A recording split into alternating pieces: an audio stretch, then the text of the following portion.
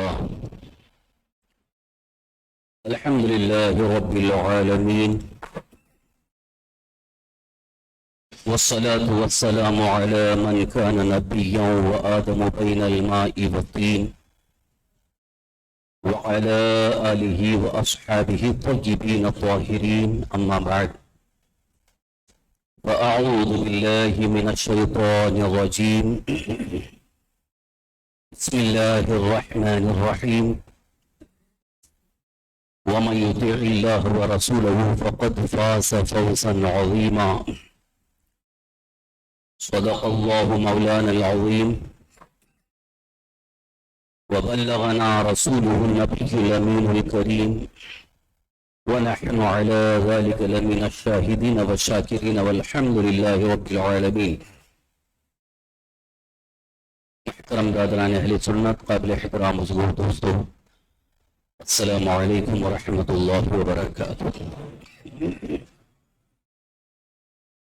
حصول برکت کے لیے آئیے موراب مل کر انتہائی ادب احترام اور خلوص و محبت کے ساتھ آقا نامدار، مدینے کے تاجدار، ہم غریبوں کے غم گسار، سید ابرار و اخیار، محبوب پروردگار، ارواحنا فدا جناب محمد رسول اللہ صلی اللہ تعالی علیہ وآلہ وسلم کی بارگاہ بقصب نام میں جھوم جھوم کر بآواز بلند درود و سلام کا نذرانہ پیش کر لیں۔ پڑھیں اللہم صلی وسلم علی سیدنا مولانا محمد معنی الجود والکرم وعلی آلہ وصحبہ وبارک وسلم۔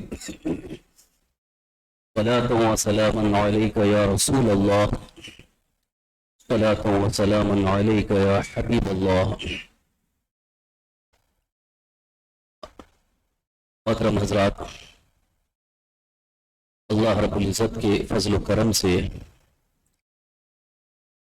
ہمیں اپنی دنیاوی زندگی کے لیے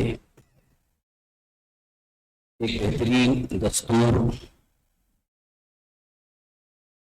اور ایک بہت ہی آفاقی نظام ہمیں ملا ہوا ہے۔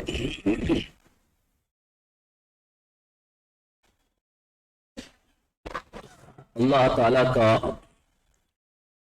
وہ عظیم نظام، وہ دستور جس پر آج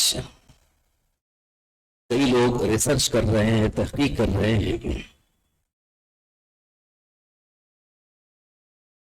اور جو بھی اس نظام کے متعلق تحقیق کرتے ہیں، اگر ان کے اندر غیرت ہے، غیرت انسانیت ہے، انسانی شعور بیدار ہے، وہ حقیقت کا اظہار بھی کرتے ہیں کہ اللہ تعالیٰ کا بنا ہوا نظام آج پوری دنیا کے لیے سب سے بہتر نظام ہے۔ وہ ایک ایسا دستور ہے، ایک ایسا نظام ہے جس میں ہر اعتبار سے، ہر جہت سے انسانوں کے لیے نفع اور فائدہ ہی ہے، نقصان کا کوئی تصور ہی نہیں ہے۔ ایک بہت ہی تعجب خیز بات یہ ہے کہ اللہ تعالیٰ نے کائنات میں جتنی بھی مخلوق پیدا فرمائی، ہر مخلوق اپنے نفع نقصان کا احساس کرتی ہے، اور نفع نقصان کا احساس کرتے ہوئے اپنی زندگی گزارتی ہے، مگر آج انسان نفع نقصان کا صحیح احساس نہیں کر پاتا۔ آپ دیکھیے کائنات میں جتنی بھی مخلوق ہے، چاہے وہ حیوانات ہوں، درندے ہوں، پرندے ہوں، کیڑے مکوڑے ہوں، جتنی بھی اللہ کی مخلوق ہے، وہ بھی حیات میں ہیں، جو زندہ ہیں، ان کو نفع نقصان کا احساس ہے۔ کون سی چیز ہمارے لیے فائدہ مند ہے، کون سی چیز ہمارے لیے نقصان دہ ہے، اسی اعتبار سے وہ زندگی گزار رہے ہیں۔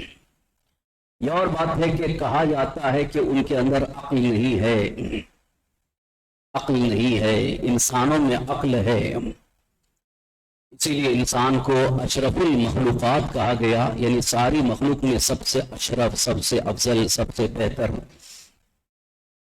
لیکن تعجب کی بات یہ ہے کہ جو چیزیں انسان کے لیے نقصان دہ ہیں اور جس کا نقصان تجربات سے ظاہر بھی ہے، اور اللہ نے بھی بتا دیا کہ یہ چیزیں تمہارے لیے نقصان دہ ہیں، اس کے باوجود انسان انہی چیزوں کو استعمال کر رہا ہے۔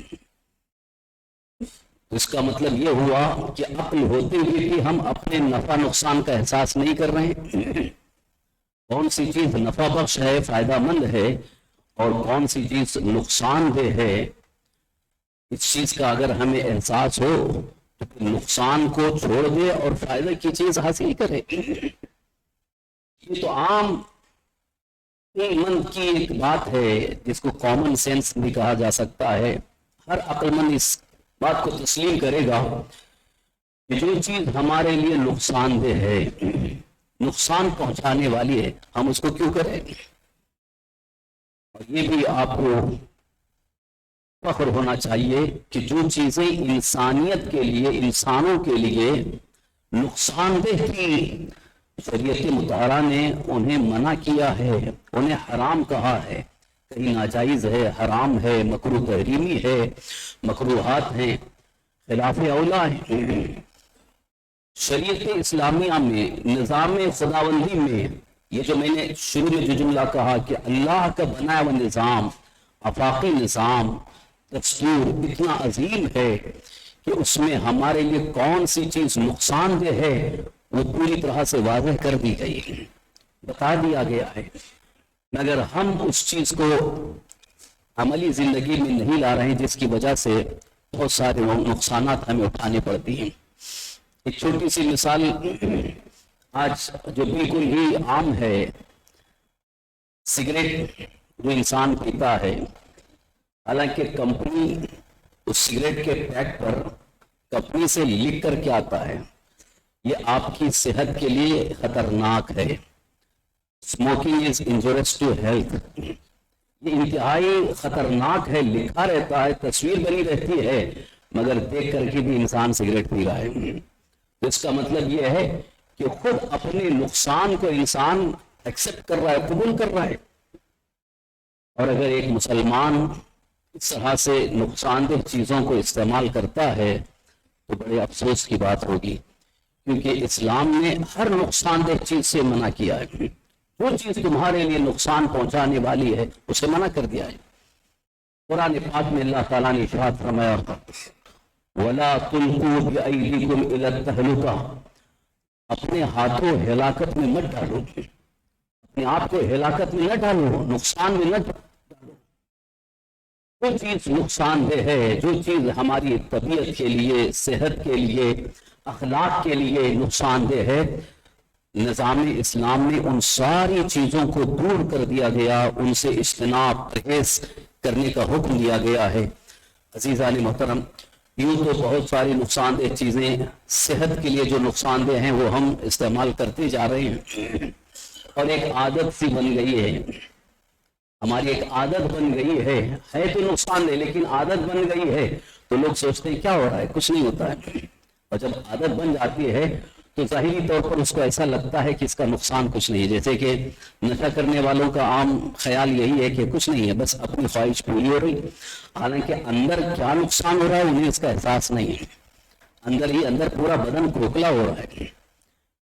وہ پارٹس، وہ قیمتی اعضاء جو اللہ نے امانت رکھے ہیں، دل ہے، گردہ ہے، کلیجہ ہے، یہ سب انسانی جسم کے اندر جو بہت اہم چیزیں ہیں، قیمتی چیزیں ہیں، اندر ہی وہ ڈیمیج ہو رہی ہیں، اندر انہیں نقصان پہنچ رہا ہے، لیکن انسان دھڑلے سے یوز کر رہا ہے، استعمال کر رہا ہے۔ عرض یہ کرنا ہے کہ اللہ تبارک تعالیٰ کا بنایا ہوا نظام ہمارے لیے سب سے بہتر ہے، تو ہمیں اس پر عمل کر کے اللہ کی رضا بھی حاصل کرنی ہے اور دنیا میں ایک خوشحال، ایک اچھی زندگی گزارنی ہے۔ کبھی کبھی کچھ نقصانات فوری طور پر نقصان نہیں پہنچاتے ہیں تو ہم یہ سمجھتے ہیں کہ اس کا نقصان کچھ نہیں ہو رہا ہے، چل رہی گاڑی ہے، مگر جب اللہ کی طرف سے گرفت ہوتی ہے، پکڑ ہوتی ہے، تو پھر وہ چھوٹ نہیں پاتا، اس کے لیے کہیں سر چھپانے کی جگہ نہیں ملتی ہے، راہ نہیں ملتی ہے، بیماری ایسی لگ جاتی ہے کہ بڑے سے بڑے ڈاکٹروں سے علاج کرنے کے بعد بھی بیماری سے چھٹکارا نہیں ملتا ہے۔ اس وقت یاد آنے لگتا ہے کہ ہاں مجھ سے غلطی ہو گئی، ہاں مجھ سے بھول ہو گئی۔ بہرحال اسلامی نظام، قدرتی نظام، اللہ تعالیٰ کا بنایا ہوا نظام ہمارے لیے یعنی سارے مسلمانوں کے لیے ایک بہتر نظام ہے۔ اس نظام کو اپنانے کی کوشش کریں۔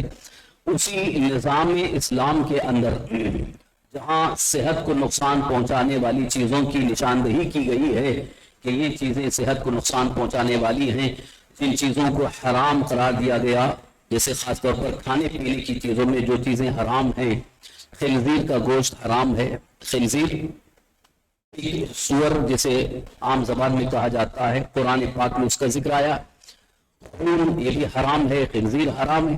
تو یہ حرام قرار دینے کی ایک بڑی وجہ یہ ہے کہ اس سے دو بڑے نقصانات ہیں، دو بڑے نقصانات ہیں۔ ایک تو یہ ہے کہ اس کی وجہ سے اندر بڑی خطرناک بیماریاں پیدا ہوتی ہیں، بیماریاں پیدا ہوتی ہیں، اور لیبورٹری میں بھی اس کو ٹیسٹ کیا گیا اور اس کا ریسرچ سامنے آ چکا ہے کہ یہ بہت ہی خطرناک ہے، نقصان دہ، لیکن انسان بہت ساری خطرناک چیزوں کو کھا رہا ہے، استعمال کر رہا ہے، تو وہ لوگ جو استعمال کر رہے ہیں ان کو ایسا لگ رہا ہے کہ کچھ نہیں ہوتا ہے، حالانکہ یہ اللہ تبارک تعالیٰ کے حکم میں صراحتاً فرمان میں موجود ہے کہ یہ تمہارے لیے حرام ہے، اور اس کے نقصان کے متعلق بڑے بڑے ریسرچ اسکالرز نے اس کا اظہار کیا ہے کہ بہت نقصان دہ چیز ہے۔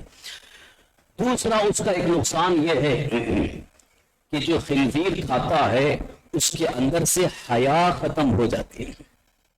حیا جو ایک انسان کی ایک بڑی عظیم خوبی ہے، حیا، شرم اور ایمان کا بھی ایک حصہ قرار دیا گیا۔ اللہ کے رسول ہمارے آقا صلی اللہ علیہ وسلم نے ارشاد فرمایا، الحیاء شعبۃ من الایمان، حیا ایمان کا ایک حصہ ہے، یعنی یہاں تک حضور نے فرمایا کہ جس کے اندر حیا ہے وہ ایمان والا ہے، اور جس کے اندر حیا ختم ہو گئی اس کا ایمان ختم ہو گیا۔ تو بہت سارے محققین نے اس بات کا اظہار کیا کہ خنزیر کھانے والوں میں حیا کبھی نہیں ہوتی، وہ بے حیا ہوتے۔ آج بھی آپ دیکھ لیجئے جن ممالک میں، خاص طور پر مغربی ممالک، ویسٹرن کنٹریز، جہاں پر خنزیر کھایا جاتا ہے، کیونکہ کرسچنوں کے یہاں خنزیر جو ہے بہت وہ کھایا جاتا ہے، بڑے شوق سے کھایا جاتا ہے، ان کے یہاں اتنی بے حیائی ہے کہ اگر ایک حیادار انسان وہاں جائے تو ایک لمحہ وہاں پر ٹھہرنا گوارا نہیں کرے گا، کتنی بے حیائی ہے۔ اور وہی کلچر، وہی تہذیب ہندوستان میں بھی آ رہی ہے، جبکہ ہمارا ملک ہندوستان ایک بہت ہی خوبصورت ملک تھا، یہاں پر حیا بہت زیادہ تھی، صرف مسلمانوں میں نہیں بلکہ غیر مسلم عورتوں میں بھی کافی حیا تھی۔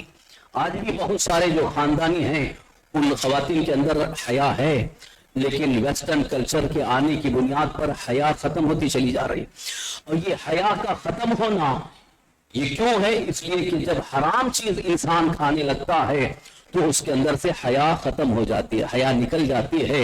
اس لیے نظام اسلام میں ان چیزوں کو حرام فرمایا گیا کہ جن کی وجہ سے یا تو صحت کو نقصان پہنچے گا یا تو اخلاق کو نقصان پہنچے گا۔ اخلاقی بگاڑ جس کے اندر جس سے پیدا ہو سکتا ہے اس کو بھی حرام فرمایا گیا۔ اسی لیے نشہ کو بھی حرام فرمایا گیا۔ قرآن کریم میں، احادیث کریمہ میں نشہ کو حرام قرار دینے کی بڑی وجہ یہ ہے کہ نشہ کرنے والا بے حیا ہو جاتا ہے، اس کے اندر سے حیا ختم ہو جاتی ہے، تمیز، ادب سب ختم ہو جاتا ہے، وہ کسی کی تمیز نہیں کرتا، کسی کا ادب نہیں کرتا، یہاں تک کہ کبھی کبھی وہ ماں باپ کو بھی گالیاں دینے لگتا ہے۔ یہ بے حیا ہونے کی ایک علامت ہے، اور جب وہ بے حیا ہو جاتا ہے تو بڑے سے بڑے گناہ بڑے آسانی سے کر لیتا ہے، اس کو احساس نہیں ہوتا۔ اسی لیے ایک حدیث پاک کی روشنی میں یہ ظاہر ہے کہ نشہ ساری برائیوں کی جڑ ہے، نشہ سارے گناہوں کی جڑ ہے، یعنی یہیں سے گناہ نکلتے ہیں، گناہوں کا صدور شروع ہوتا ہے، اور پھر انسان گناہ پہ گناہ کرتا چلا جاتا ہے اور اسے ذرا برابر احساس نہیں ہوتا۔ تو یہ کتنا خطرناک نقصان ہے اس نشہ کی بنیاد پر. تو میں یہ کر رہا ہوں کہ نظام اسلام میں ان چیزوں کو حرام فرمایا گیا ہے جن چیزوں کی وجہ سے اخلاقی بگاڑ پیدا ہو جاتا ہو، کیریکٹر خراب ہو جاتے ہوں، ذہن و فکر خراب ہو جاتے ہوں، سوچ گندی ہو جاتی ہو، اور ساتھ ہی ساتھ صحت کو بھی نقصان پہنچتا ہو. ان چیزوں کو نظام اسلام میں ناجائز اور حرام فرمایا گیا. اب آپ اس سے اندازہ لگا سکتے ہیں ہمارا اسلامی نظام کتنا اچھا نظام ہے، اللہ کا بنایا ہوا نظام کتنا خوبصورت ہے، کتنا بہترین ہے. نظام اسلام پوری دنیا کے اندر اتنا بہترین نظام ہے کہ اس نظام اسلام پر جو عمل پیرا ہو جائے وہ ایک بہترین انسان بن کر دنیا میں نمودار ہو سکتا ہے. آج دنیا کو جیسے انسان کی ضرورت ہے کہ ایک مہذب انسان چاہیے، ایک اچھے کلچر والا انسان چاہیے، جس کی سوچ اچھی ہو، جس کی فکر اچھی ہو، جس کے خیالات اچھے ہوں، جس کا رہن سہن اچھا ہو، جس کی زبان اچھی ہو، جس کی گفتار، جس کی رفتار بہترین ہو. ایک ایسا بہترین انسان آج دنیا دیکھنا چاہتی ہے. اگر ایسے انسان کو دیکھنا ہے تو جس نے نظام اسلام کو اپنا لیا ہے وہ انسان آپ کو اسی نظام میں نظر آئے گا. اسی لیے اپنے بھائیوں سے، اپنی بہنوں سے خاص گزارش ہے کہ نظام اسلام کو اپناؤ. آج ہم نے نظام اسلام کو بہت دور کر دیا ہے. اسی بات کا ہم کو رونا ہے کیونکہ ہم دوسروں کی شکایتیں بہت کرتے ہیں، لیکن ہم نے جو بہت بڑی ناانصافی کی ہے اس کا رونا کب روئیں گے. ہم نے ایک بہت بڑی ناانصافی کی کہ نظام اسلام ہمارے لیے اللہ نے عطا فرمایا تھا اور ہم اس کو چھوڑ رہے ہیں، ہم اس نظام کو چھوڑ رہے ہیں. اور حیرت یہ ہے، تعجب کی بات یہ ہے کہ غیر مسلم نظام اسلام کی بہت ساری چیزوں کو اپنا چکے ہیں. ابھی گزشتہ جمعہ میں نے چند چیزیں عرض کی تھی کہ ہمارے نظام اسلام کے اندر جو بہت ساری اہم اور خوبیاں تھیں ان کو غیر مسلم اپنا کر ترقی کی راستوں پر چل رہے ہیں، ترقی کی طرف گامزن ہے، اور ہم چھوڑ کر کے پستی کی طرف جا رہے ہیں. عزیزان محترم، پھر سے ہمیں شوکت اسلام کو اگر دیکھنا ہے اور پوری دنیا میں اسی اسلامی عظمت کو دیکھنا ہے جو سرزمین عرب سے اسلامی شوکت ظاہر ہوئی تھی اور سندھ تک اسلامی شوکت ظاہر ہوئی تھی، اور الحمدللہ اسلامی شوکت، اسلامی سلطنت اس ملک کے عزیز ہندوستان میں بھی ظاہر رہی. 700 سال تک اسلامی حکومت قائم رہی اسی ہندوستان میں. تو نظام اسلام قائم تھا، اس لیے اسلام کی شان و شوکت ظاہر تھی. لیکن آج حال یہ ہے کہ ہمارے اس ملک میں نظام اسلام ایک اجنبی ہو گیا ہے. لوگ عجیب نظر سے دیکھ رہے ہیں نظام اسلام کو کہ یار یہ تو کٹر پنتھی ہو گیا ہے، یہ فنڈامنٹلسٹ ہو گیا ہے، دقیانوس ہو گیا ہے. یعنی جو نظام اسلام کو اپناتا ہے اس کو بہت ہی حقارت کی نظر سے دیکھا جا رہا ہے. غیر تو غیر اب اپنے لوگوں میں بھی یہ مزاج پیدا ہوتا جا رہا ہے. نظام اسلام کو جو اپنا رہے ہیں ان کو لوگ بہت ہی گری نظر سے دیکھتے ہیں، ارے یار یہ پرانے زمانے کے لوگ ہیں. یہ بہت بڑے افسوس کی بات ہے. ہم کو نظام اسلام ہی اپنانا ہے، اس لیے کہ انسانوں کا بنایا نہیں ہے بلکہ اللہ کا نظام ہے، رب تعالیٰ کا بنایا ہوا نظام ہے. اسی نظام اسلام کو اپنا کر کے ہم اپنی زندگی میں کامیابی حاصل کر سکتے ہیں. اللہ تعالیٰ نے قرآن پاک میں ارشاد فرمایا وَمَن يُطِعِ اللَّهَ وَرَسُولَهُ فَقَدْ فَازَ فَوْزًا عَظِيمًا. جس نے اللہ اور اس کے رسول کی اطاعت کر لی وہی سب سے بڑا کامیاب ہے. اللہ نے فرمایا ہے جو نظام اسلام کو اپنا لیا، کیونکہ اللہ کی اطاعت اور اللہ کے رسول کی اطاعت کیا ہے، وہی مکمل نظام اسلام کو اپنا لینا. اللہ تعالیٰ نے فرمایا کہ سب سے بڑا کامیاب انسان وہی ہے جو اللہ اور اس کے رسول کی اطاعت کرتا ہے. عزیزان محترم، اسی اطاعت الہی اور اطاعت رسول کے اس عظیم فکر کو سامنے رکھتے ہوئے آپ سے گزارش بھی کرنا چاہوں گا. اسی نظام اسلام کا ایک حصہ اخلاقیات میں سے ایک بہت ہی اہم حصہ ہے، اس کی طرف توجہ دلانا چاہتا ہوں کیونکہ ابھی چند دنوں سے گھریلو حالات کے متعلق اصلاح کا ایک ٹاپک ہمارا چلا ہوا ہے، اور اسی ٹاپک کے حوالے سے اپنے درس روحانی جمعرات کو بعد نماز عشاء جو درس روحانی ہوتا ہے اس میں بھی اسی کا تذکرہ چل رہا ہے، اور جمعہ میں بھی مستقل اسی پر گفتگو ہو رہی ہے.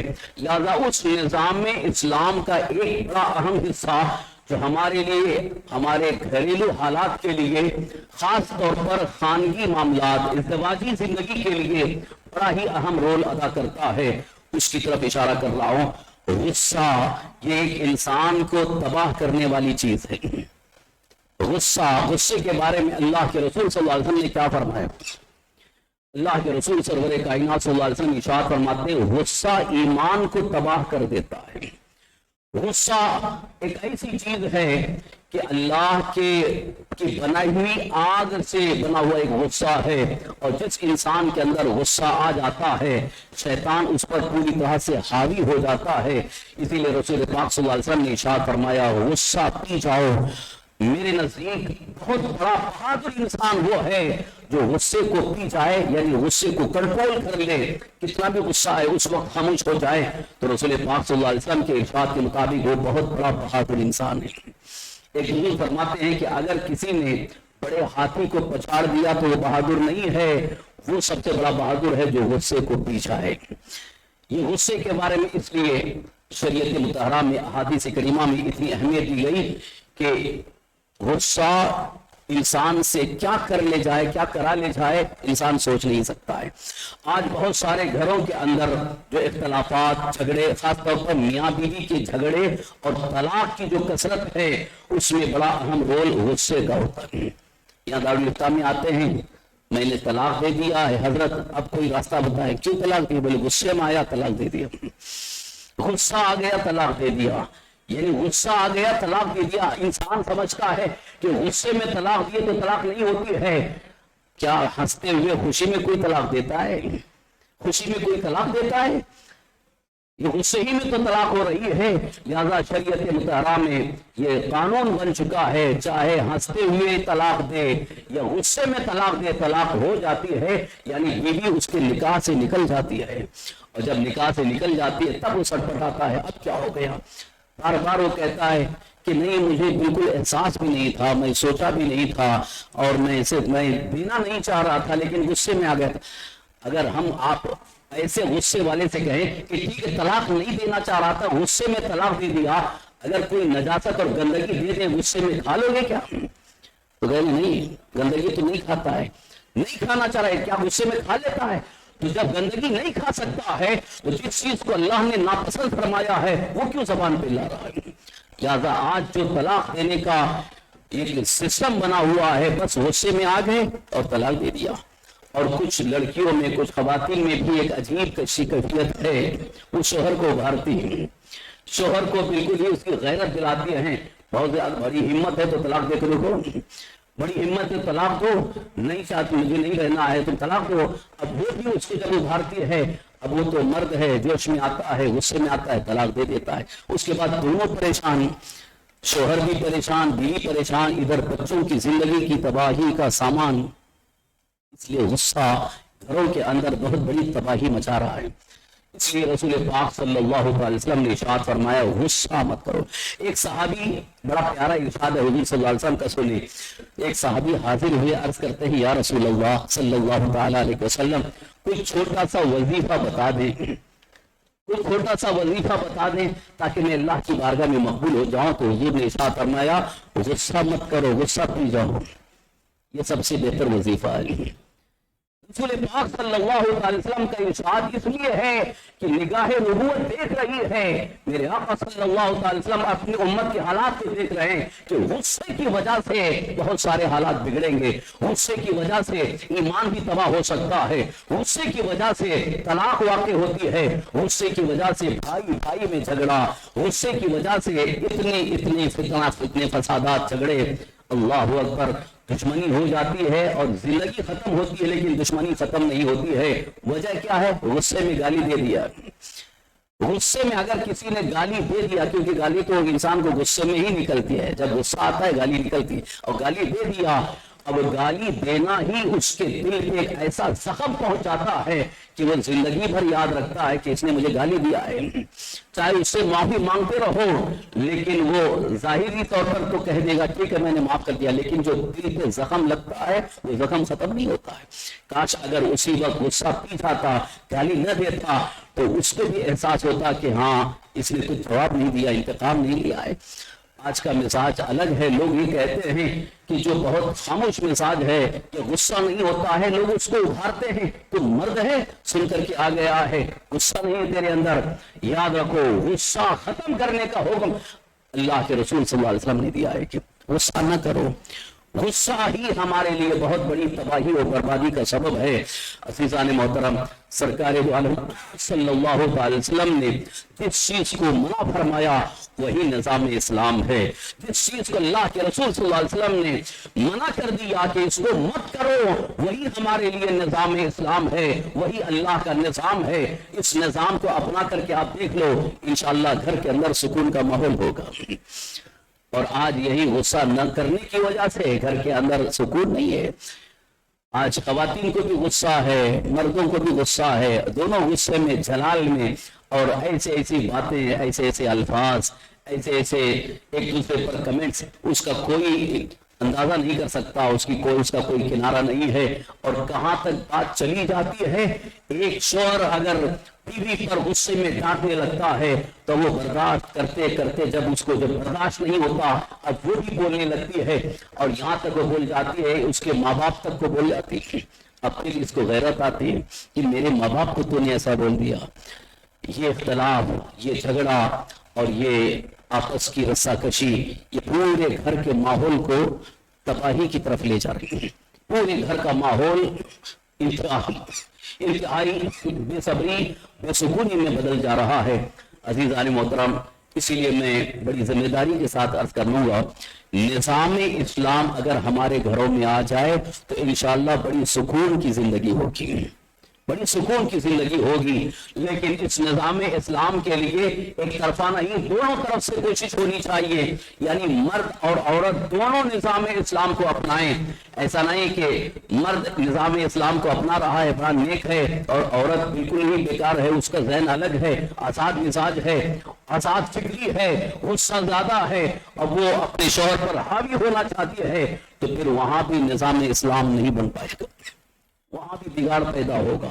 اس لیے اللہ کے رسول سرور کائنات صلی اللہ علیہ وسلم نے دونوں کو تاکید فرمائی ہے, دونوں ایک دوسرے کے لیے نرم بن جاؤ, اور دونوں ایک دوسرے کی عزت کا خیال رکھو, دونوں ایک دوسرے کے حق ادا کرنے میں پوری طرح سے کوشش کرتے رہو, اور تمہاری زندگی بہتر ہوگی.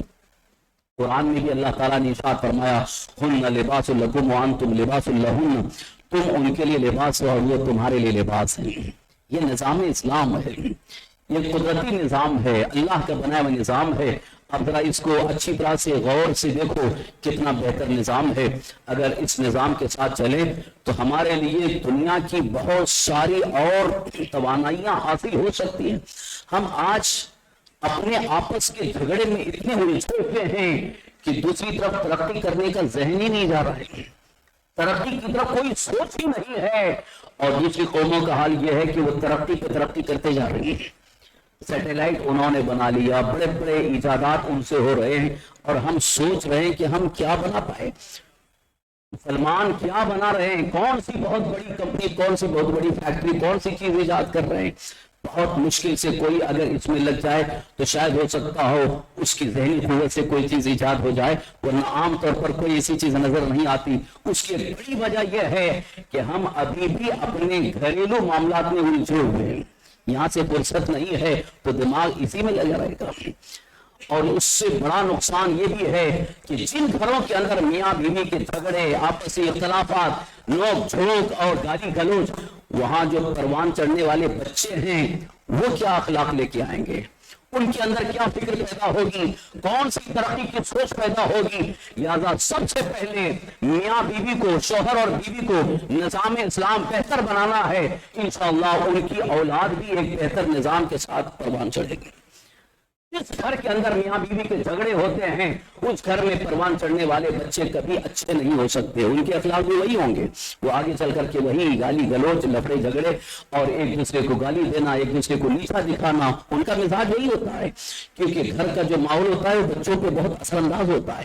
اس لیے گزارش یہ ہے کہ اللہ تعالیٰ کے بنائے ہوئے نظام کو اپنانے کی کوشش کریں. اللہ تعالیٰ کا بھی فرمان ہے, جیسا کہ میں نے گزشتہ جمعہ بھی عرض کیا تھا, اللہ تعالیٰ کا فرمان ہے قولوا قولا سدیدا, درست بات کرو, اچھی بات کرو، صحیح بات کرو، غلط بات نہ کرو۔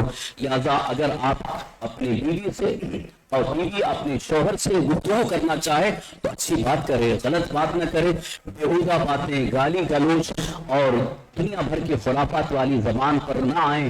انشاءاللہ العزیز یہ اتنی بہترین زندگی ہوگی کہ اولاد بھی اچھے اخلاق کے ساتھ پروان چڑھے گی، جو آگے چل کر کے ہمارے لیے آنکھوں کی ٹھنڈک بنے گی۔ عزیزان محترم، انشاءاللہ العزیز اسی نظام اسلام کا ایک حصہ اور اگلی جمعہ عرض کرنے کی سعادت حاصل کروں گا۔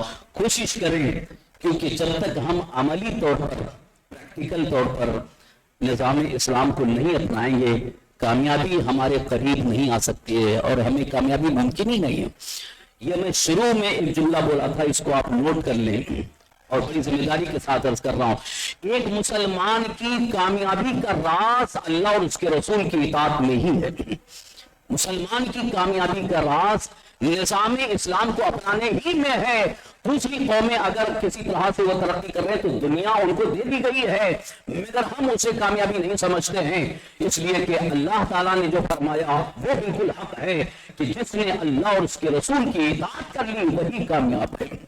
تو کامیابی تو اللہ کے فضل سے ملتی ہے، لہذا ہمیں اس بات کا یقین رکھنا ہے کہ نظام اسلام کو اپنانے ہی میں ہمارے لیے کامیابی ہے، اللہ اور اس کے رسول کی اطاعت میں ہی کامیابی ہے۔